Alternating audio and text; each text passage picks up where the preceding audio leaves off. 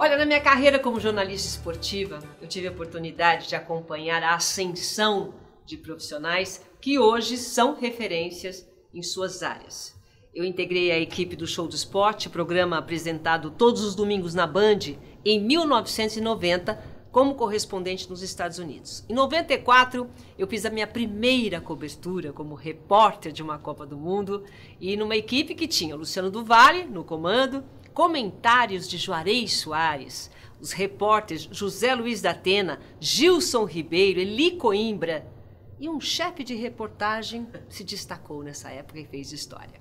Hoje, ele é um dos principais nomes do jornalismo esportivo. Já cobriu 9 Copas do Mundo, 5 Jogos Olímpicos, 4 Jogos Pan-Americanos, além de ter marcado presença em inúmeras finais de campeonatos nacionais, internacionais, de clubes, de seleção brasileira. Olha, ele foi da equipe do Osmar Santos, chegou a ser editor do programa Show do Esporte, que eu falo tanto aqui, e em 2006 tornou-se um dos jornalistas mais respeitados e premiados, com 3 troféus da CESP como melhor repórter.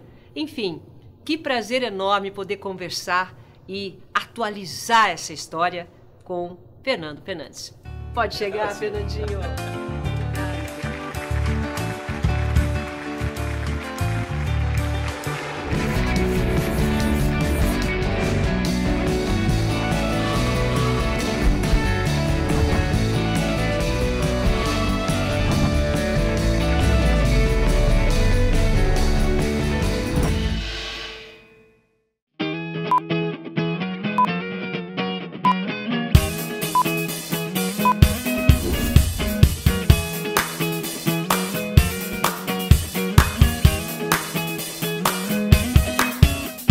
O uniforme da Bandeirantes era verde-limão. Trocaram agora. Eu ia pro Corinthians. Eu ia pra arena do Corinthians. Os caras pediam pra tirar foto comigo. Era muito raro um Zé Mané que vinha incomodar. Pô, tu tá de verde aqui. Eu falava, mas esse é meu uniforme de trabalho.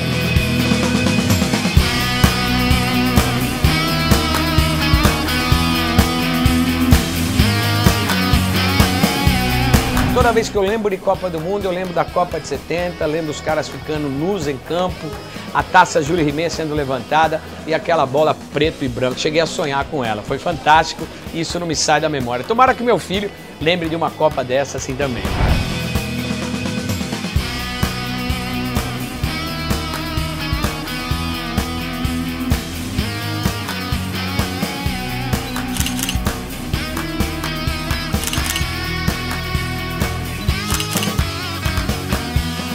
Foi sensacional. Eu achava que, ainda acho que a gente não pode passar essa existência aqui sem viver essa experiência de ser pai.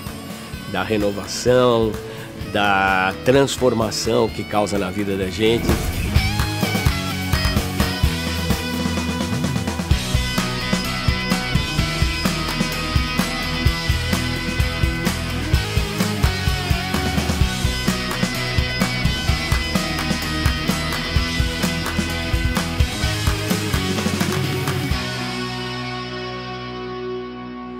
Você vai ter que me lembrar aqui, de verdade, eu gosto dessa, quando senta para conversar comigo, que atualiza a minha história, porque tem coisa que eu não lembro de verdade.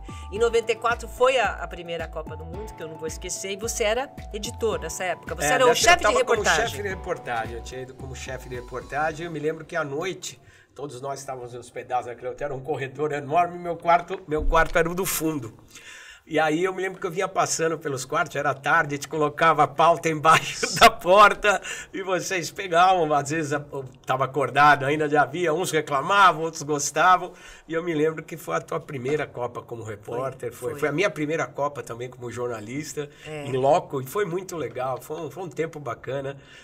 E é legal de poder reviver essa história e, acima de tudo, ver todas as fases que nós passamos, continuar fazendo o que a gente sempre fez, e o mais louco de tudo é essa transição doida que a gente viveu da comunicação. A gente era da época que tinha que comprar um satélite, marcava a hora e tinha que, se perdesse aquela hora, não tinha mais o segmento espacial. Hoje a internet, você aperta um botão, você está falando com o mundo. Mas eu acho que isso é uma vantagem, porque, veja bem, né? Nós somos a única geração que fez essa transição. Porque daqui para frente, o teu filho, né, tá com quantos anos, seu filho? 14, vai Mas fazer ele 15. ainda está acompanhando isso. É. Mas daqui a pouco não vai ter mais nada a não ser o digital. É porque tem o antes de Cristo e depois de Cristo. Nós somos pré-internet, pós-internet. Porque é uma coisa que a gente passou por essa transição e tudo muito rápido. E qual é a proposta daqui desse papo, Fernandinho? É justamente falar, não é saudosismo. Não quero ser saudosista, lembrar como era antes. Não, eu acho importante a geração do teu filho, a geração que vem por aí, entenderem o quanto foi importante o trabalho que a gente fez para ter essa facilidade hoje. O que você acha? Sem dúvida, hoje é tudo mais tranquilo, mas ao mesmo tempo é também muito difícil. Porque a gente vivia de dar o furo, a primeira notícia, a informação chegar antes. Hoje, esse privilégio acabou do jornalista. O que você fala aqui, 5 segundos depois, já estão repercutindo, já estão contando história em outro local. Eu acho que o grande lance a diferença do que a gente viveu é porque nós vivemos as coisas. A gente tinha o loco, a gente estava presente. A gente vivia o jornalismo, cheirava, intuía, percebia, tocava, conversava. Hoje essa geração, ela é muito bem informada, mas ela vive de informações dos outros. Eles estão em frente a uma tela de computador e estão lá conectados com o mundo, mas ao mesmo tempo não estão conectados com ninguém. Porque a essência do jornalismo que a gente fazia era estar ali com as pessoas, conversando. Ir atrás da notícia. Percebendo. Buscar, ficar esperando o cara aparecer. A intuição de você, olha, aqui tem alguma coisa. Pela cara, do jogador, você percebe que tem alguma coisa que não está certa. E tinha aquele lance da construção que você fazia, do respeito, que você demonstrava para o entrevistado e o entrevistado demonstrava para você. Então, o cara às vezes tinha um cercado ali cheio de policiais, não pode dar entrevista, você fazia assim, o cara fala, peraí, eu vou lá falar. Essa é a diferença. Conquistar esse respeito porque das pessoas. A gente vivia, a gente tinha o cara a cara. Que é o networking que as pessoas falam, é isso? Como é que você... A gente sentiu o perfume do entrevistado. Hoje não tem isso. A gente sentia... Essa aí eu vou pegar pra mim. Mas antigamente, antigamente, não precisa, vamos tirar o antigamente, mas a gente sentia o perfume do entrevistado. Gostei disso, Mas é verdade. Porque o que acontece? A internet, ela é impessoal. E o que eles estão vendo na frente do computador é a experiência que outro viveu. Que outro viveu e vai reproduzindo. E o jornalismo, ele é muito pessoal. Não pode ser tão impessoal como é hoje. Por isso, acho que nós fomos privilegiados por uma época que ainda se sentia o perfume ou a asa do jogador. Acabava o jogo, o cara dava aquele suor todo. Né? Então, é um negócio muito louco. Para tentar trazer para o dia de hoje, para a realidade, é isso. Então, a gente teve esse privilégio de conviver com as pessoas. O instinto ainda era preservado. Você tinha a tua intuição que ali tinha alguma coisa. Será que a gente ficava mais no radar, a gente ficava mais ligado? Como era é que necessário. A gente pode fazer com que as pessoas entendam como era o jornalismo, esse jornalismo que eles falam raiz e o jornalismo de hoje? Você acha que hoje é muito mais de observação do que de vivência, é isso? Hoje é muito mais fácil, é muito mais observação. Qualquer coisa que você precisa saber, você dá um Google. E ali tem inúmeras versões de uma mesma experiência, mas nunca é a tua experiência. Acho que esse é o grande problema do jornal, o grande dilema hoje do jornalismo. A gente tinha, para ligar para alguém, você tinha que ter uma agenda. Eu tinha uma agenda que escrevia, não que isso seja uma virtude, mas te obrigava a você criar relações, criar fontes, criar situações que favorecessem o teu trabalho. Hoje está muito mais cômodo e, ao mesmo tempo, muito mais distante. Você faz uma entrevista com um cara hoje no Nepal. Você liga para ele, mas é diferente. Você não está no tete a tete, você não está no olho do cara. Você não vibra, você não percebe. Porque tem isso, só quem faz sabe. Você tem a vibração do momento, você olhar o olhar do cara, quando está brilhando, quando não está. E a tela é impessoal, é distante. Ela é fria, não é quente. E a mesma coisa que eu digo com evento, né? Você assistir um jogo na televisão, você assiste, tá ótimo, você coloca aquele telão maravilhoso, surround, o que quer. Agora, vai no estádio, vai numa final de Copa do Mundo. A bola foi de um lado para outro, foi sobrando. Acabou! A Espanha campeã do mundo! Aí está, momento histórico. Vai numa, sei lá, na Olimpíada, enfim. Não, e mais que isso, Silvio. Você tá no estádio, é diferente, não é? Você tá na arquibancada, É mais já diferente, é muito diferente. ainda. Mas quando você está dentro do campo, eu já vi Brasil ganhar e perder Copa lá dentro. É completamente diferente. O jogo da televisão não é o jogo do campo. Porque só se vê a bola. A televisão só transmite a bola. Eu nunca tinha parado para pensar nisso, é verdade. Você não vê comportamentos, reações, aí que entra a percepção do repórter. Porque às vezes você tem que mostrar o que a câmera não está mostrando. Chega até a ser um paradigma, porque a televisão é imagem, você precisa ter imagem, mas você tem que trazer a percepção do que está acontecendo. Isso é muito do rádio, né? A gente sentia no rádio, agora estão aqui, está acontecendo isso, a pessoa tinha aquela criatividade e você ficava no imaginário. Você não tinha o suporte da imagem. Você trazia o lance da televisão que eu vejo, essa diferença que a gente tem nessas coberturas em loco, é você conseguir ver coisas que, como era o Silvio Luiz, aquele chavão, o que é que só você viu? E é isso, você tinha que ver algo que a televisão não viu. Para você trazer, porque senão você fica dentro do óbvio. Peraí, essa daí eu tenho que contar. Teve uma época que nós fomos pro SBT. Você foi aquela turma do SBT? Não. Então, aí eu saí da Band, o Elia também, nós fomos pro SBT, teve um tempo, e eu nunca tinha sido repórter de campo. Por isso que, nunca tinha tido. Eu era aquela jornalista do longe, de olhar a bola, de ficar longe. Entrevistava as pessoas. E aí, lá no SBT, me colocaram para fazer ao vivo um jogo como repórter de campo. Foi a única experiência da minha vida. E a gente estava ao vivo pelo SBT, aí eu olhava, porque é diferente quando você está no campo. Eu não enxergava o outro lado do gol. O que está acontecendo? Cadê aquela minha fotografia da televisão? Que a televisão te entrega. E tava neblina, aí o Silvio Luiz, né, ao vivo no SBT. Sim. Silvia Vinhas, o que é que só você viu? Eu falei, Silvio, não tô vendo nada não. Que aqui tem uma neblina, dá um tempinho pra mim que eu preciso ver o que tá acontecendo. E o cara da televisão, eu não conseguia ver. Mas o cara em casa, ele viu. A neblina pra ele é diferente, porque a televisão compensa, a neblina é diferente. Isso tá lá na beira do campo e mostrar o que ninguém viu. É diferente a vida dentro da tela da televisão da vida do campo. Às vezes você vê o cara lá, a televisão tá na bola, mas você vê o cara ali louco, xingando, brigando, ou o cara chorando.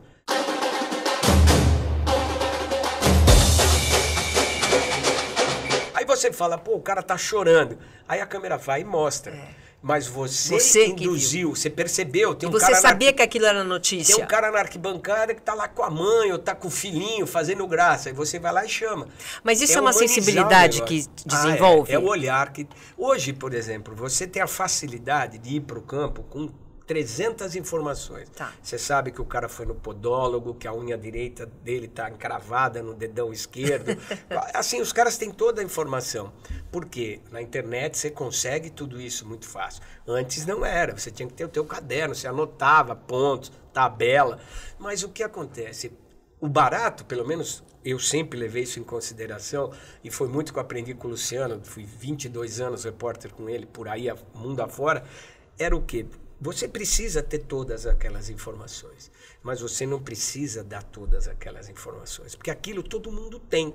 Você tem que entregar o que não tem. E era o que o Juarez Soares falava pra gente. O repórter, que foi um dos maiores repórteres esportivos que o Brasil já teve. E o Juarez falava, o repórter pode ficar o jogo inteiro sem abrir a boca. Mas na hora que ele fizer a pergunta certa, o trabalho dele foi feito. 6 horas e 17 minutos. Nós estamos aqui, como dizem os americanos, no Spring Night of You, aprendendo a operar essa câmera 616S, que é a mais moderna que existe. O Carlos é realmente um jogador que fala muito, que avisa muito. Agora, numa decisão não se pode falhar, né? Senão já viu. Que incrível. Então, a percepção, é tudo um conjunto. Você vai para um jogo de futebol, uma transmissão, é tudo igual. 22 caras, 3 árbitros, a torcida e a bola. Não é. Todo dia tem um negócio diferente. Na final da Copa do Mundo, num jogo lá na Rua Javari.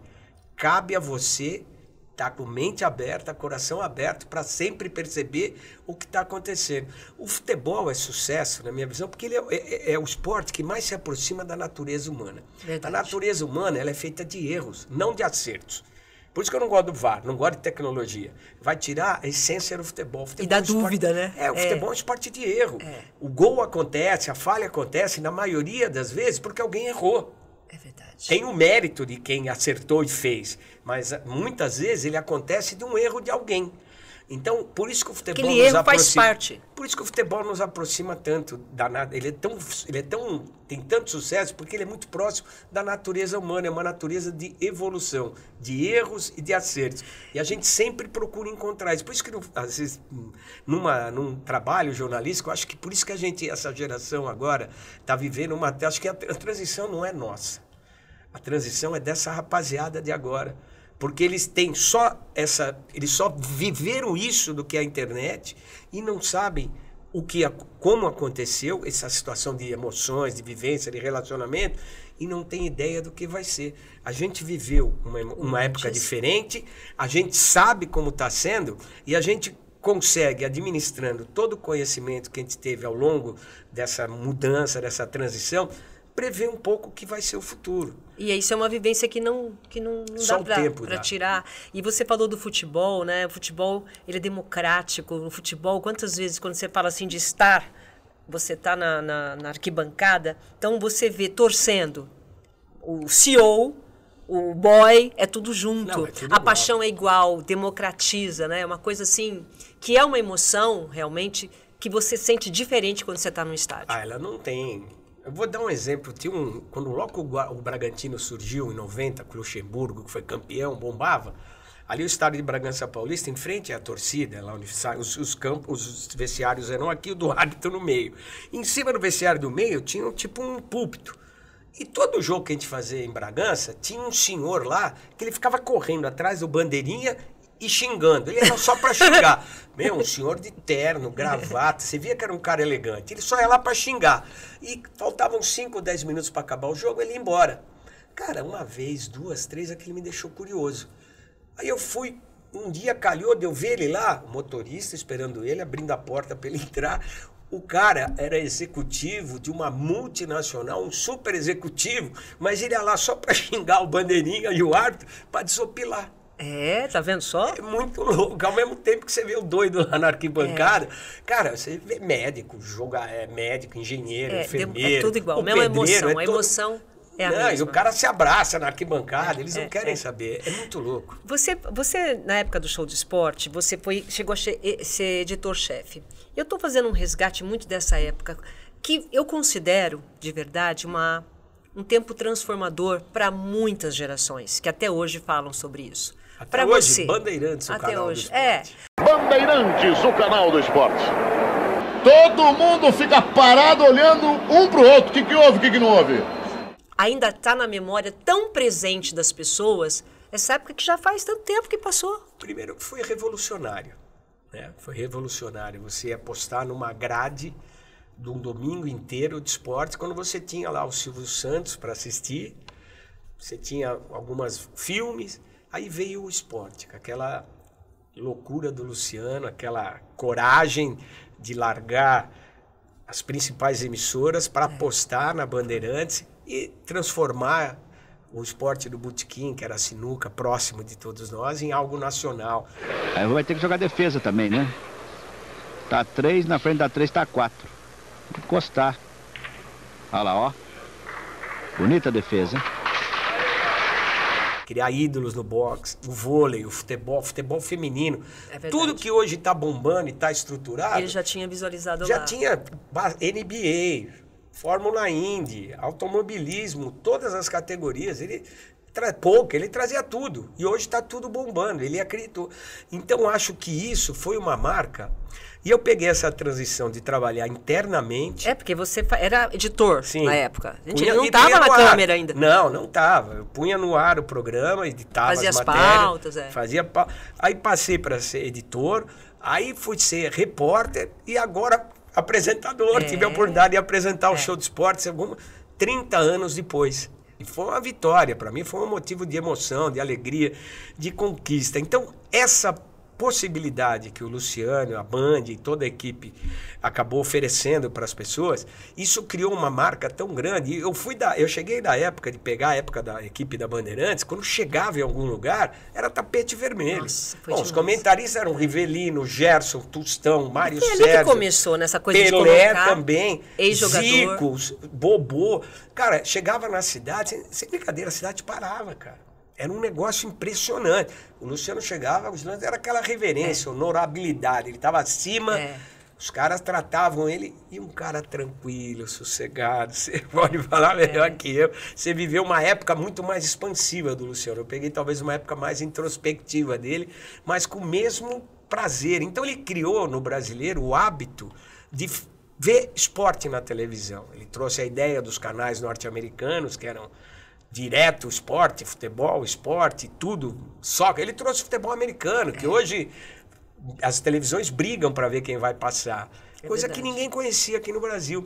Então, isso foi uma coisa tão louca que criou uma relação nas pessoas com a Bandeirantes, com o show de esporte, que até hoje, tá numa pelada, o cara dá um bico na esquina, o cara fala, Bandeirantes, o canal do esporte. Bandeirantes, o canal do esporte. Campeonato italiano, campeonatos europeus, criou, as pessoas cresceram, cresceram vendo aquilo. E ainda tem saudade daquilo. Então. Tem, outro dia eu peguei um taxista que estava falando sobre isso. É engraçado que as pessoas me veem como aquela Silvia lá de trás, né? Porque marcou muito. Porque marcou demais. E eu sempre falo aqui, por conta da audiência que a gente tinha, do inovador, né? E mais de tudo, era a proximidade, Silvia. A Bandeirantes transformou todos nós em pessoas da família. É verdade. Os caras encontram na rua, eles parecem até hoje, não é? Nos conhecem há 100 anos. Pô, eles abrem a porta da casa deles. É verdade. A gente não bate na porta. E isso é uma coisa que veio dessa época do show de esporte. Essa familiaridade. É verdade. Nessa época, quando você passou, você tem todas as passagens. Então, vamos lá. Editor, depois... Teve antes disso. Eu me lembro que eu voltei de Portugal, eu fui trabalhar como repórter em Portugal. Fui o primeiro brasileiro a trabalhar como repórter em uma emissora portuguesa. Ai, que legal. Quando abriram os canais privados. E eu já tinha trabalhado em rádio com Osmar Santos muitos anos. Tanto é que quando eu entrei na Band, meu apelido virou português. Eu sou filho de espanhol com argentino. Português. Nosso Zeca Marastou. Grande Zeca. Figuraça. E aí, cara, eu era pauteiro, auxiliar de pauta. De auxiliar de pauta eu virei pauteiro, aí depois virei editor. E é engraçado que eu era editor na Band e repórter no Sport TV. Eu fazia transmissões no Sport TV e na Band eu trabalhava administrativamente, ali na pauta, no jornalismo diário. Depois como editor. Cara, eu passei por várias fases, passei por várias fases. Qual que é para você, né, hoje um jornalista, alguém querendo ser jornalista, seguir a carreira, essa passagem por causa da coisa necessária, foi importante para você, claro, porque tem sempre o aprendizado, mas existe aí uma diferença entre o que você vivenciava nessas etapas do que acontece hoje? Para tentar passar o que é um editor, o que é uma pauta, uma pauta que você colocava embaixo da porta, o que é isso? A pauta você tem que entender o contexto, o que está acontecendo, o que vai interessar para as pessoas. É a tal da apuração da notícia, que era muito mais difícil do que é hoje. A gente, antes de dormir, nessa época de cobertura de seleção, a gente passava na porta da concentração para ver se não tinha nada de novo. Descia, para. Hoje, deu alguma coisa, pumba, bate no teu celular. É verdade. É diferente. Então, você tinha outras preocupações. E, assim, acho que a principal diferença do jornalismo de hoje é a falta de tempo. Falta de tempo? Porque as pessoas têm pressa. Eu voltei da Europa como repórter, eu era um dos poucos repórteres no Brasil que tinham trabalhado fora do Brasil, tinha tido a experiência de fazer Champions. Eu fiz a primeira edição de Champions League. Não existia Champions League. Eu fiz a primeira edição em 92, 93, quando inventaram a Champions League. Eu voltei para a Band com um dos menores cargos que existia no jornalismo. E não me afetou em nada. É bom. Aí você me conta isso, eu tenho que... Não, no sentido de... O início da redação, né? A carreira, eu era assistente de produção, então, ou ia ser assistente de pauta, e eu já vinha com uma bagagem que muita gente na redação não tinha. E aí você teve que aceitar, por quê? Você aceitou porque não era aquele momento, tem que passar por todas as etapas? Tinha que passar por... Eu era repórter de rádio, eu estava entrando no mundo novo da televisão. Se bem que lá em Portugal eu fui repórter de televisão. Eu tinha tido uma experiência anterior com o Osmar, quando ele foi fazer o programa na TV Record, né? Eu fui repórter de jogos, de transmissão, mas eu entrei na Band com a tranquilidade, com a humildade que eu sabia que tinha que galgar traçar isso. um caminho. E as coisas, tanto é, eu entrei em outubro de 93, maio de 94 eu estava na Copa do Mundo. Junto comigo, foi exatamente como chefe de isso. reportagem. Eu cheguei no Brasil em 94, que eu morava, né, fazia Fórmula Indy lá. Então, 94, e aí foi a minha primeira... Foi a minha também. Muita gente da redação não entendia. Pô, o cara chegou há 6 meses, mas a minha bagagem era muito maior. E aí é virtude do Jair Soares, do Edson Scatamaca, que estavam lá, falou, eu conheço o cara. Eu sei o que ele faz. Tanto é que eu fui ser chefe de reportagem da cobertura da seleção brasileira. E não era fácil. Repórteres com perfis completamente diferentes. Da Atena, o Gilson Ribeiro e o Eli Coimbra, cada um tinha um perfil. É verdade. E administrar os egos dos câmeras, de todo mundo, não era fácil. Mas os caras confiaram em mim porque eu tinha experiência, mas não me importei de pular cada etapa. É engraçado, quando eu estava na Band, eu era editor e eu era repórter do Sport TV. Eu fazia os jogos no Sport TV e a Band ficou 2, 3 anos procurando um repórter. Sport TV ou ESPN? Não, Sport TV. Ah, Sport TV já tinha? Já, quando virou 95, deixou de ser Top Sport para virar Sport TV. Tá. E eu fazia transmissões lá. E a Band ficou 2, 3 anos testando inúmeros repórteres. E eu não entrava. Mas você queria entrar? Queria, mas só que não acontecia. E aí veio o Toninho Boca Suja. Lembra? Fala Toninho assim, Neves. Toninho Neves, que é um fala dos assim. grandes chefes que eu tive no jornalismo. E ele falou assim, e o Zeca, que me empurrava direto, deixa o cara fazer, o cara sabe fazer, o cara sempre me ajudou, sou eternamente grato ao Zeca.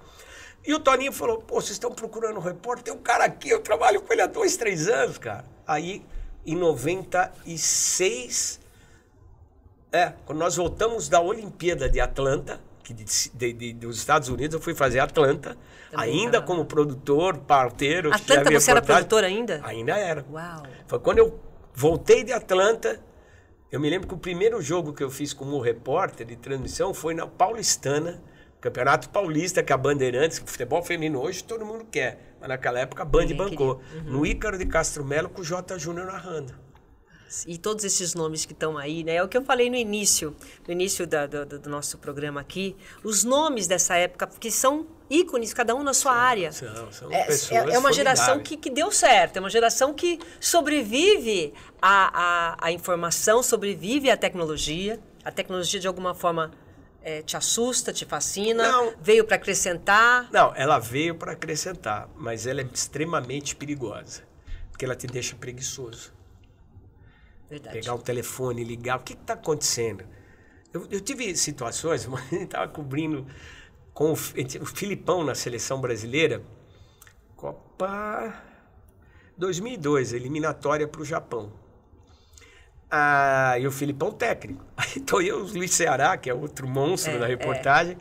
Eu estou com o Luiz Ceará no CT do Atlético Paranaense.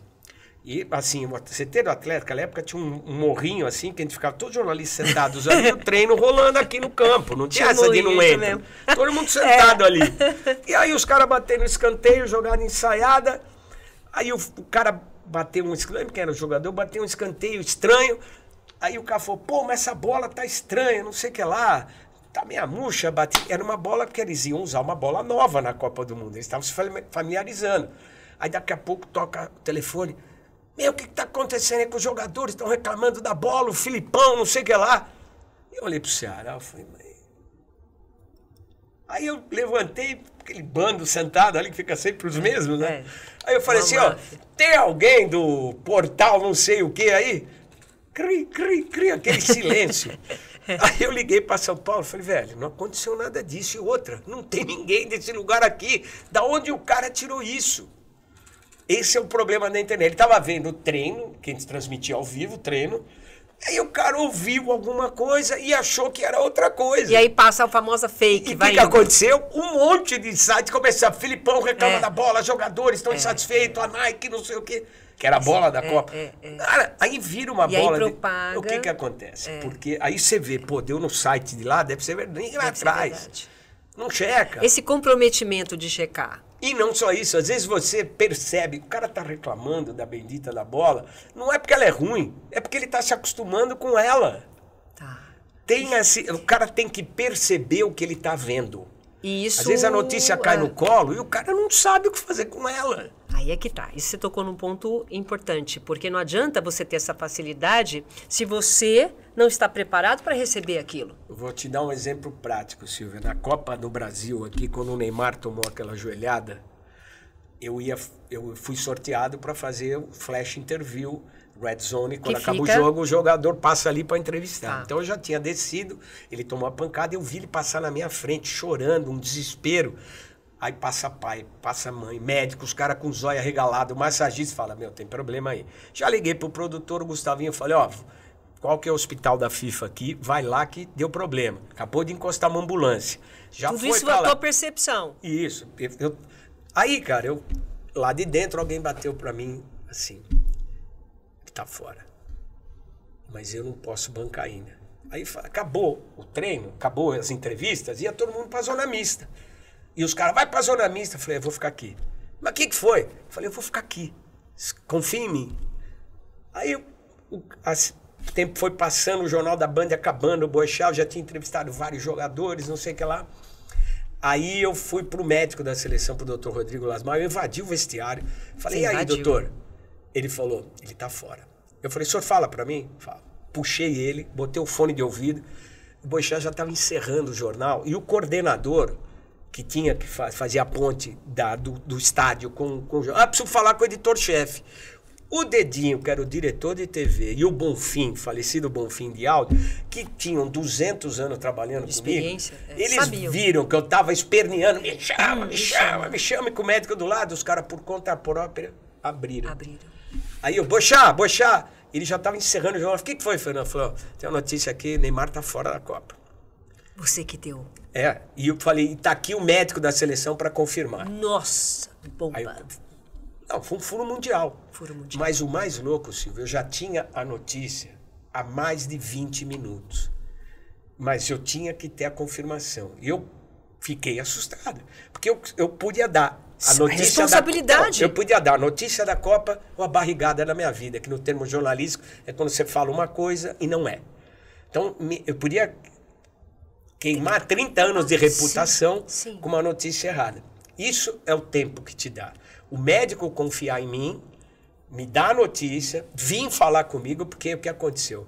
A outra emissora que estava cobrindo, abriu o jornal dele, acabou o nosso com a notícia, abriu o jornal deles, manchete, não deram nada, foi para um giro lá, aquele break, quando voltou para o narrador, temos uma notícia em primeira mão, já tinha dado há 7, 8 minutos. Mas é aquela história. E eu contei tudo isso para dizer que eu poderia ter quebrado a cara. Sim. Eu poderia ter morrido com a notícia no colo. Ou poderia ter me precipitado. E se o Neymar aparece no outro jogo? Então foi uma das maiores provas de administrar. E aí foi a prova do quê? Do tempo, da experiência. Eu consegui, eu já sabia da notícia, mas eu precisava confirmar. Eu não podia arriscar. Eu corri o risco de perder a notícia. E o mais engraçado, quando acabou toda essa confusão, eu fui para a zona mista, os caras ainda não sabiam. Não sabiam. Não. E o mais louco oficial da FIFA, que normalmente são os mesmos. Como a gente já fez muitas Copas, o cara me conhecia, era um português. Ele virou para mim e falou assim, você sabe que não pode pôr escuta aqui, né? Na área que eu tava. Eu falei, sei. Você sabe que você não podia ter ficado aqui, né? Eu falei, eu também sei. Ele falou assim, sabe por que eu deixei? Porque é impressionante. Deve ser a 3ª, a 4ª Copa que a gente faz junto. Todos os jogadores querem falar com você. Eu vejo que nunca tem um não. Os caras param, te dão bola, conversam, brincam, trocam ideia. Eles nunca falam, não, agora eu não quero. Isso porque... Em respeito ao teu trabalho e o jeito que você é, que você fez tudo que você fez. Mas como que você conquistou isso? De todos esses jornalistas, os próprios jogadores, os técnicos, foi a vivência ou tem algum segredo? É o tempo. Não, tem gente que não faz isso com o tempo. Mas o tempo te dá isso. É lógico que com a vivência. A primeira coisa, Silvia, tem um lance que eu levei para minha vida e levo para minha vida inteira. Embaixo da camisa tem gente. Eu nunca esqueci isso. E tem um lance, você pode ser tão duro, tão agudo numa pergunta, sorrindo, E às vezes muito mais forte do que alguém que chega batendo, vociferando. Sim, sim. Então, quando você faz a pergunta que precisa ser feita, mas de uma maneira respeitosa, sim. o cara respeita. E é engraçado que todo mundo no meio acha que eu sou amigo de tudo quanto é jogador. É o que passa. Pô, mas eu não tenho relação nenhuma. O que acontece? Os caras sabem que eu vou até onde eu tenho que ir no meu trabalho. Eu não deixo de fazer meu trabalho, eles fazem o dele e a gente tem uma relação de respeito muito grande. Mas isso, levei 30 anos à beira do campo, com chuva, com sol, do jeito que eu me comporto, do jeito que eu me coloco, da maneira que eu sou. Hoje os caras querem ter isso com 30 dias de profissão. Então o que falta, que você está falando, é a paciência. Por isso que é o tempo vivência, do jornalismo. É o tempo. Só que a internet é tão veloz que o jornalista mais novo incute na cabeça dele que ele é tão rápido quanto a internet. E o jornalismo é uma profissão de longevidade. Se você não tiver a paciência e o entendimento que o tempo ele é o teu aliado, que ele não te atrapalha, pelo contrário, você tem que ter paciência, porque ele vai te ajudar, é isso que essas novas gerações não entendem. E eu até percebo que às vezes nem é responsabilidade deles. Nós tivemos o privilégio de ficar 20, 30 anos entrando na casa das pessoas todo dia. É verdade. Todo dia. É verdade. Com um microfone de responsabilidade, com uma equipe forte, trazendo coisas boas para as pessoas. Hoje eles não têm. Não tem isso mais. Não tem. E a gente teve essa possibilidade de construir. O tempo foi nosso aliado. Nós demoramos, né, para chegar ali. Ninguém chega e senta numa bancada no show de esporte de graça. É verdade. Eu levei 30 anos. E ninguém lembra, né, quando a pessoa está lá, a jornada que teve, o momento que teve, a história que teve para chegar até ali. Tudo tem um peso na vida, tem um momento. E eu queria puxar agora... Só para complementar, Silvia, me perdoe. Quantos finais de semana a gente deixou de estar num aniversário, num casamento, no batizado? Eu não vi meu filho até os 8 anos de idade crescer.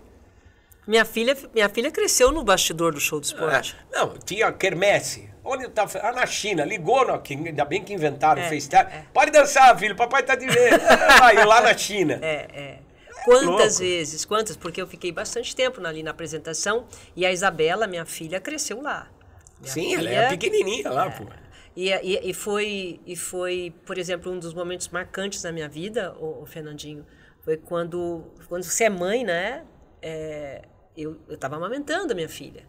E eu fui obrigada a parar de amamentar para poder voltar ao trabalho. Quer dizer, ali estava cortando um laço que quando você deixa de amamentar o seu filho, qualquer pessoa pode dar uma mamadeira. Não, tem um preço muito alto. Tem um preço muito grande, né? São coisas que não se recuperam mais. Verdade. Tem outras compensações. Espero que os nossos filhos entendam isso, né? Entenderam. Porque uma coisa que eu acho muito importante é o bom exemplo. Eu tenho certeza, onde você chega, falam bem de você. É verdade. Uma pessoa séria, boa profissional, sempre sorrindo, boa colega. Várias vezes eu estou andando com meu filho, vem o cara, Fernando, tira uma foto, seu pai é muito legal e tal. E eu acho que isso eles vão entender, porque é um caminho, não sei o caminho que eles vão tomar, né? Que profissão eles vão ter. Mas a nossa é uma profissão de muito sacrifício. Muito legal. 60 países, Copa, Olimpíada. E mesmo jogo, assim, final. as pessoas acham que a gente está indo... Nossa, você viaja pra caramba. Ninguém entende que a gente chega num lugar, muitas vezes, fica trabalhando das 8 da manhã às 8 da noite e simplesmente desaba na cama. Eu e esse time apaixonado por futebol, vamos contar a história da Copa na África do Sul.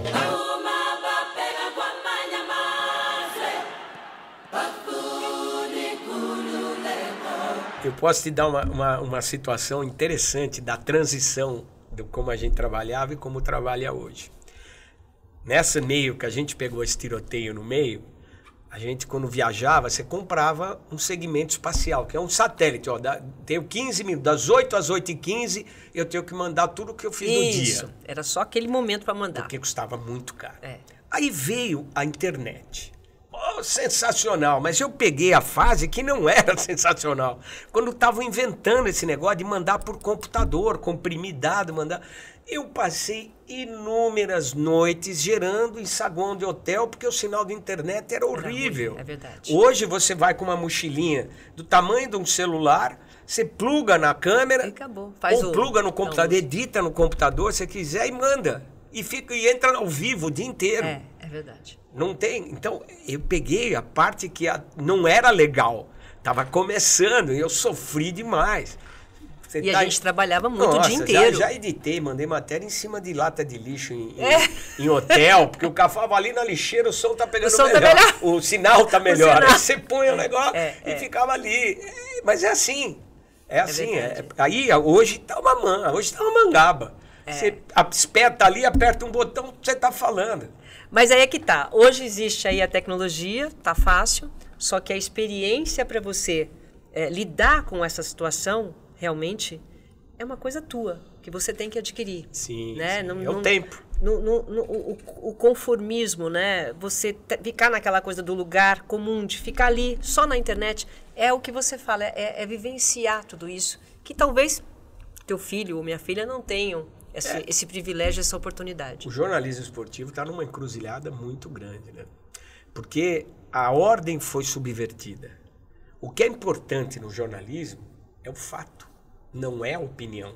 Não é eu acho que. Perfeito. Como a internet deu voz para todo mundo acha alguma coisa.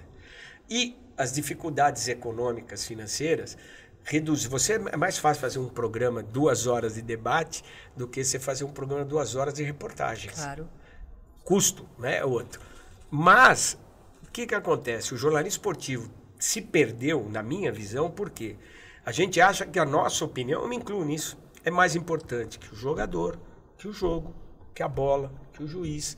Porque você vê hoje as transmissões esportivas, ela tem 2, 3 comentaristas e um repórter, que mal consegue entrevistar. Porque o cara em casa, ele quer ouvir o jogador, quer ouvir o juiz. Você marcou aquele pênalti. E a gente acha que a nossa opinião vai gerar fato. E não é. E não é assim. Isso é subverter a ordem do jornalismo. A importância das coisas. A importância daquele olhar do repórter que você falou. falou. É o fato. Não é a minha opinião. Não é? Minha opinião não vale nada. O que vale é o fato. O repórter é um ser inexistente, dispensável. Eu me lembro que o Luciano do Vale falava, cara, se você ligar a televisão e deixar sem nada, só a transmissão com a torcida e a bola rolando, o jogo acontece. E não precisa comentar tanto, não precisa. Teve uma... Foi bom você chegar no Luciano, que eu acho que foi assim uma referência para nós. Sem né? dúvida. Em tudo, pela história. E o mais importante disso, que eu quero colocar aqui, é justamente essa proximidade que você criou. Não sei quantos anos que vocês fizeram seleção brasileira. Você ficou hoje... Bom, 94. Foi a primeira seleção que eu fiz com ele. Sempre. Passei como produtor, como chefe de reportagem, depois como repórter. Luciano. E eu queria que você até contasse para mim, porque eu não sei, né? Eu nunca conversei sobre isso, em relação a esse aprendizado do Luciano do Vale. E, para quem não sabe, o Fernandinho foi a última pessoa, a reportagem, né, que eles iam fazer um jogo, você até vai contar aqui, que esteve próximo do Luciano do Vale, né, antes do Luciano morrer. Então, eu queria só que você fizesse uma breve colocação aqui em relação a esse aprendizado, a tudo que isso significou para você, e você estar também na hora, né, da notícia, vamos dizer, que talvez você não quisesse nunca ter dado. Assim, uma situação louca. Numa Olimpíada, por exemplo, ou numa Copa. Você lembra? A gente tinha um jatinho lá, né? Comandante Rock. Sim. Era bem Luciano. Tinha um jatinho por conta da logística. Mas era, porque a patrocinado, Copa, inclusive. E a Copa era cada hora num canto. Aí você viu o Luciano fazer um jogo de manhã, fazer um jogo de tarde, fazer um jogo de noite, no outro dia de manhã, fazer o apito final. Aí eu falava assim, esse cara é a estrela da companhia. E ele está trabalhando mais que todo mundo. Então, como eu vou falar, tô cansado? Porque a gente vai para um evento desse, trabalha 18, 16, dependendo do fuso. Muito. Agora no Catar, na Rússia, você dorme 3 horas. Só que dormir 3 horas, 4 horas por noite, 50 dias, chega uma hora que teu cérebro pifa. Então você viu o Luciano, cada hora, falava, como é que esse homem trabalha desse jeito? Como é que alguém vai falar alguma coisa? E ele não precisava falar nada, você só viu o que ele estava fazendo. Toda hora o cara está no ar. E, né, ó, vou dar um exemplo muito louco da Olimpíada de Atlanta. O futebol era fora de Atlanta, era em Miami. Aí tava eu, o Tostão, o Zeca e o Tatá, que era o repórter, eu era o produtor. Otávio Muniz. E aí, uma hora na cabine, o Luciano não acreditou. Eu tava com a bandana da seleção brasileira, de shorts, camiseta, e o microfone sem fio não pegava. A hora que o Luciano chegou na cabine, eu tava pendurado do lado de fora, o Zeca me segurando pelas pernas, e isso eu tava 40, 50 metros de altura, que as cabines eram em cima. Eu pendurado, esticando uma madeira, colando com fita crepe o receptor do microfone pro Tatá poder fazer a transmissão lá embaixo. A hora que o Zeca me puxou, o Luciano olhou e falou, meu, o que você tá fazendo? Eu falei, tentando fazer o microfone funcionar. E eu de bandana, era muito... Cara, aí passou 86, foi assim de 96, e aí em 97 eu virei repórter. Em 96 eu virei repórter, no final do ano, em 97 comecei a fazer jogos. Aí comecei a fazer devagarzinho, não era o repórter principal, tinham outras duplas, era o Pascoal e o Tatá, por exemplo. Sim. Aí saíram, chegou minha vez. E eu fiquei 22 anos andando com o Luciano pra cima e pra baixo. Foi, é verdade. Um negócio, meu... Em todas as transmissões era... E o Luciano é uma coisa que eu nunca esquecia. Sempre a equipe, era eu, o Luciano e o Morgante. Eram os três que viajavam, que o Morgante era o coordenador técnico. E ele sempre falava para mim, português, o menos é mais. Sempre. O menos é mais. Luciano do Vale sempre falava isso. Menos é mais. Louco que era, e é um exemplo, né, cara? Eu chegava na cabine 3 horas antes. Sentava quietinho, ficava ouvindo, esperando, profissional. Com toda a experiência. 3 horas antes. Que hora nós vamos, português? Vamos lá, vamos fazer. Eu fazia o Jornal da Band, quando ele não fazia, ele ia comigo pro estádio. Vamos junto. Acabava o jogo, Silvia. Ele tinha o carro dele. Ele acabava o jogo, eu ficava fazendo reportagem, eu ia fazer matéria. Saía, ele estava sentado no caminhão esperando a gente. Onde nós vamos jantar? Onde nós vamos? Já combinava antes. Ele falava, a equipe tem que estar junta. Quantas vezes nós viajamos pro interior, ficava uma semana, 10 dias de carro, ele dirigindo, eu dirigindo, a gente rodando. Então criou-se uma relação, porque o Luciano sempre teve isso. Equipe é muito importante. O time. Equipe, o time. É muito importante. Tem que estar junto, vamos almoçar junto, vamos sair junto. E eu entrei numa fase da Bandeirantes que eu acabei sendo o primeiro repórter e o cara que sempre viajava com ele. Era o cara que viajava com a seleção brasileira, fazia os jogos, estava assim. Então, a gente criou uma proximidade muito grande. Onde você vai hoje? Nós vamos comer lá em tal cidade, em tal lugar. E a gente tinha muito essa amizade. E acabou fazendo uma amizade, já virou de família, ficou um negócio muito legal. Nos momentos difíceis, antes da morte, que ele teve a dor nas costas, tem problema no coração, a gente estava sempre junto. Ele sempre queria a presença da gente, então era muito legal, e era legal estar sempre com ele. E a coisa que eu nunca me esqueço, que ele falava assim, deixa os caras falarem, a hora que a gente abre a latinha com a gente, a responsabilidade é nossa, fica tranquilo, deixa os caras, porque o cara fala menos, entrega rápido, faz o quê? Ele falava, quem manda aqui somos nós agora. Falava no meu ouvido, ele não reclamava. E você não via o Luciano bravo. Quando ele ficava muito quieto, é que ele estava bronqueado. Você não via ele destratar ninguém, tratar ninguém mal e tal. E assim, a gente criou uma parceria muito louca, cara, porque às vezes ia pros lugares, a gente ia fazer jogo manhã, falava, ô Luciano, vamos acabar de jantar, vamos tomar uma lá. Eu levava pros bares, falava, isso não é pra mim, português, você quer lá, essas loucuras. O teu aprendizado maior nisso, por conta, pra você levar pra vida, né, porque ele já não tá mais entre a gente, é o que é humildade, perseverança, equipe. O Luciano era uma estrela que não exigia nada.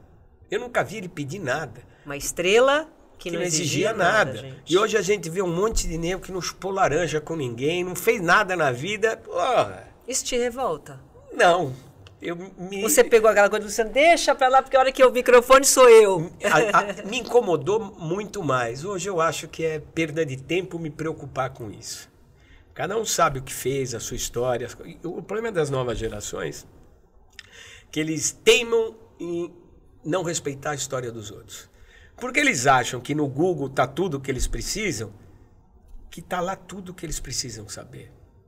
E é isso. E, infelizmente, eles não sabem nada. É isso que a gente... Porque eles acham que sabem tudo.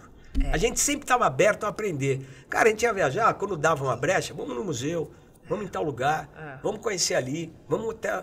Cara, virou uma relação muito legal, porque, pô, chegou uma hora a gente ia fazer um blog.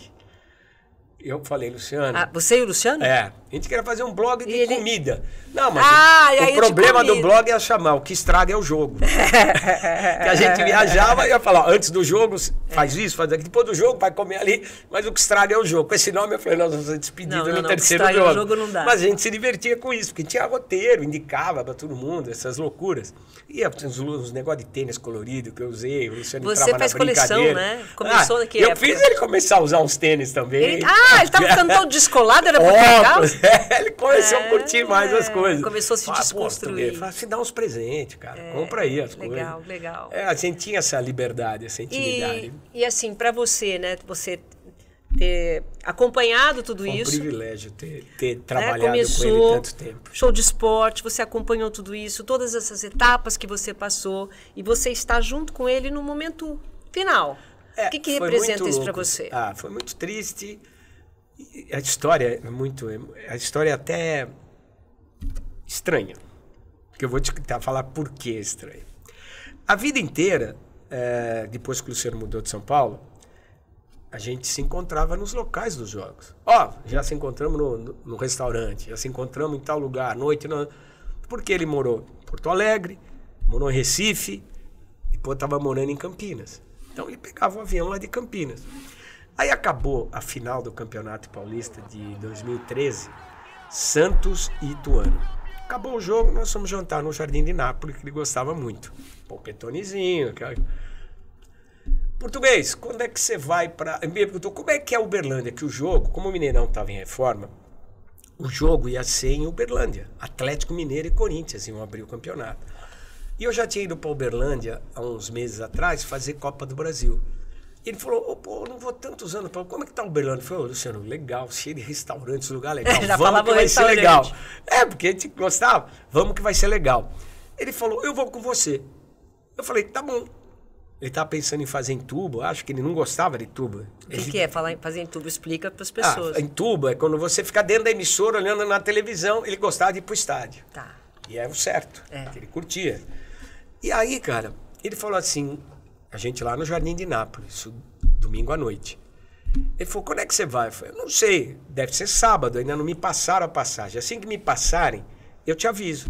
Aí na terça-feira eu falei, olha, você vai num voo, acho que era 1h. É verdade. Aí eu liguei pra ele e falei, ô Luciano, eu vou no voo tal, 1h. Ele falou, vou com você. Eu falei, tudo bem, a gente se encontra lá. Ele falou, não, vou com você. Foi a primeira vez. Em 3, 4 anos, 5 anos. Eu vou com você. Eu falei, tá bom, eu tô indo em tal voo, esse número do voo. Aí ligou lá pra Lilian, que cuidava das passagens, pediu o voo. Cara, uma coisa que não acontecia. Ele pegou o carro, ele saiu de Campinas, parou em Congonhas para pegar o avião. Ele não fazia isso. De Campinas. Uhum. Era o que ele sempre fazia, tinha voo. Mas era o que ele não fazia isso. Chegou em cima da hora com uma dor nas costas, aqui embaixo na lombar. Chegou em cima da hora. Pô, com uma dor aqui, ele tinha muito dor nas costas. Tanto é que na Copa de 2010, na África do Sul, o Dr. Runco, da seleção brasileira, aplicava sempre injeção nas costas dele. Pra ele poder, ele tinha muita dor nas costas. Já foi para o hospital, essas coisas. E ele sofria mais. Eu achei que era mais uma dor nas costas. Veio de carro de Campinas pra cá, né? Cara, entramos no avião. Eu, ele e um pessoal da técnica da Globo. Câmeras e o pessoal quer fazer a transmissão. Ele sentou na primeira ou segunda fileira, ou terceira fileira, e eu sentei mais atrás, porque não tinha lugar. Pô, e essa viagem veio um casal do meu lado que não parava de falar, de perguntar, a gente conversando, e eu fiquei... Aí, passou, porque é uma viagem curta. A hora que o cara falou, vamos preparar para pousar, eu levantei e fui lá, falei, como é que você tá, cara? Melhorou? Ele falou, não tô me sentindo bem. Eu percebi que ele estava transpirando, boca, os lábios brancos. Olha a loucura, Silvia. 2 fileiras atrás, uma fileira na frente da minha, tinha um médico que falou assim para mim, eu ouvi tua conversa com o Luciano, você quer que eu dê uma olhada nele? Eu falei, vou perguntar para ele.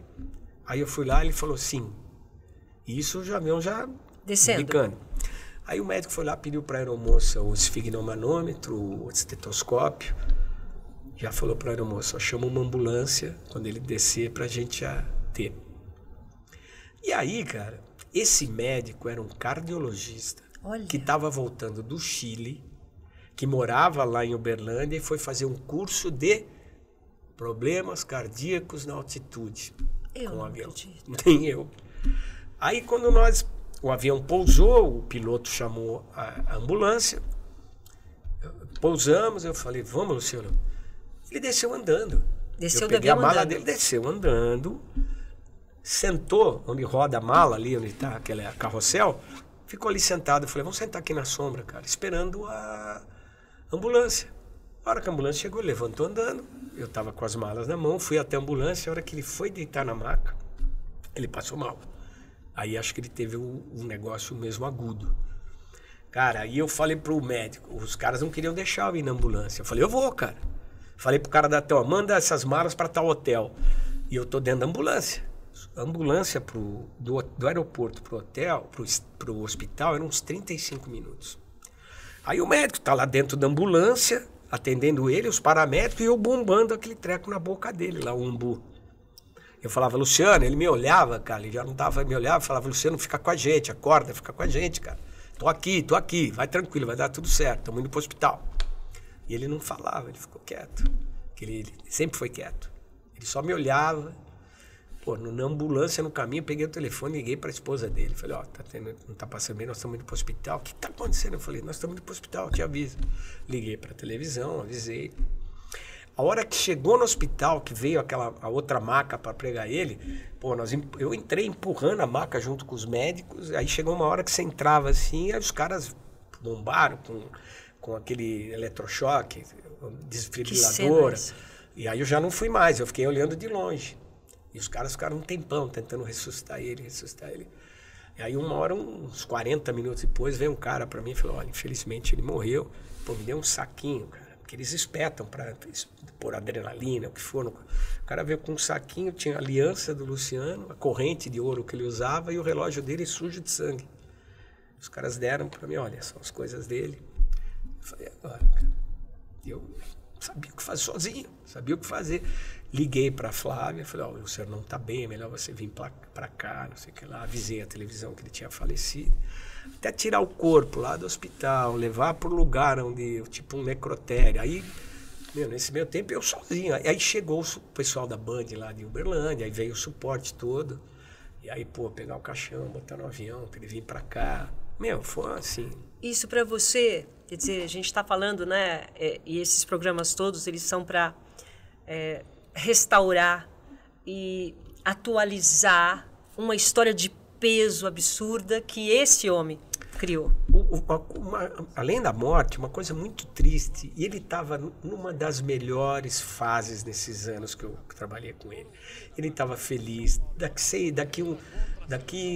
o ano que vem até a Copa aqui no Brasil, coisa que ele sempre quis, ia ser a 11ª Copa dele. Ia ter a Olimpíada 2 anos depois, que é uma coisa tudo que ele sempre sonhou, sempre tudo. Sonhou. E nessa hora aconteceu isso, cara. Sabe, eu fiquei, além da perda física, por esse sonho que não foi concretizado. Isso me doeu demais. E eu não acreditava, eu falo, não é possível, até hoje, Silvio, eu falo para você, hoje eu já não faço tanto transmissão, mas toda vez que eu punho um bendito de um fone de ouvido, eu falava, e aí, português, tudo certo? A escalação, eu fico esperando, ele fala, e a escalação, já tem aí? É assim. Mas isso te trouxe, eu acho que foi um momento que você passou, mas isso te trouxe o quê? No sentido de valorização de vida? Transformou alguma coisa na sua vida? Na tua forma de ser? Você está presente nesse momento? Você está com ele? Uma coisa... Mudou alguma coisa? Alguma chave na tua vida? O muito louco, cara, que foi... Cara, uma coisa que não era comum. Parece que ele foi lá e tinha que ser eu, que a esposa dele fala, Flávia, pô, tinha que ser você que tá com ele. A Lê, a filha dele, fala, tinha que ser você, porque tantos anos que você ficou com o meu pai, você viveu mais com o meu pai do que eu, se bobear. Era o que ela falava. Que a gente viajava terça, voltava quinta, e a sábado voltava segunda, quando não emendava a eliminatória, quando não emendava a Copa, quando não emendava a Olimpíada, a Copa América. A gente vivia mais juntos do que com a família. E o despertar que dá é assim, viva intensamente cada momento que você tem que viver. É o agora. Não se preocupa com o que vem depois, ou o que não vai acontecer, ou fica preocupado. Vive, curte. Cada jogo que a gente ia era uma curtição, era um barato. Cara, você ter uma ideia, eu quase não hoje. tenho foto com o Luciano, porque eu nunca imaginei que isso ia acontecer, cara. Eu quase não tenho foto com ele. A gente não tinha nada gravado, porque a gente estava tanto tempo junto, era tão comum estar junto, que eu vou procurar, às vezes eu tenho 2, 3 fotos, cara. É muito doido, porque eu nunca imaginei que isso ia acontecer. Você não imagina, e a morte é tão presente na nossa vida, mas eu nunca na minha vida falei, pô, nós vamos trabalhar junto mais 30 anos, vai ser legal, a gente vai se divertir. Vai, porque era uma diversão, cara. E é uma diversão. Gostava do que fazia. Ô, Fernandinho, eu quero agradecer muito você ter vindo aqui. Agradecer pela tua história. Eu acho que a gente tem muito ainda o que fazer, né? A gente Sem tem muito, dúvida. principalmente compartilhar esse conhecimento. A gente tem que devolver para o universo aquilo que ele nos dá. Sem dúvida. E essa tua história é muito rica. Eu te agradeço muito de estar aqui e de ter atualizado essa história. A gente está aqui atualizando. Não estamos lembrando o passado, estamos atualizando. E é muito Obrigada, legal. viu? Imagina, eu que agradeço a oportunidade. Você sabe que tem um carinho muito grande por você. A gente viveu coisas muito legais, muito bacanas. Em um determinado momento, as nossas carreiras abriram, cada um foi para um lado. Mas assim, a gente viveu coisa legal. E assim, o que eu nunca consigo esquecer é a tua gargalhada, que é um negócio surreal. Você dava muita risada, você dá muita risada e sempre marcava. Teu sorriso sempre foi fácil, tua amizade sempre foi muito verdadeira, próxima. Eu acho que isso é muito legal. Fiquei muito feliz quando você me convidou, principalmente por poder, é o que você falou, lembrar bons momentos. Isso. E atualizar, e mostrar que, cara, independente de tudo que a gente já fez, a gente tem muito mais para fazer. Ainda. Isso que é muito legal. Isso aí. Obrigada. Obrigado, Lino. Muito obrigada mesmo. E as uma gargalhada inesquecível. Mas eu continuo dando minhas gargalhadas. Isso é demais. É isso aí. Pessoal, valeu. Obrigada pela companhia. Mais uma vez aqui atualizando a história para você de um tempo que está mais presente do que nunca dentro de nós. Muito obrigada. Até a próxima. Valeu.